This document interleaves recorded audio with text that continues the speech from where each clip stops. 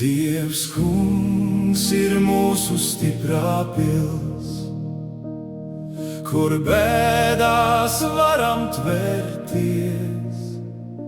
Augsts palīgs, kas mūs nepievils, pie kā mēs varam ķerties.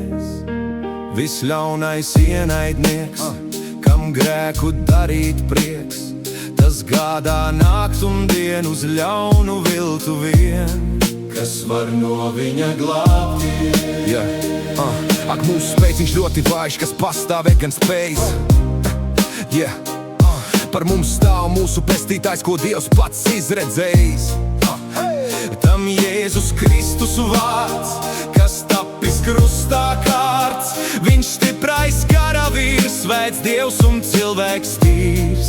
Tā elkons paliks varens, lai būtu vēl nu diez kāds bars, kas mūs grib aprīt kāri.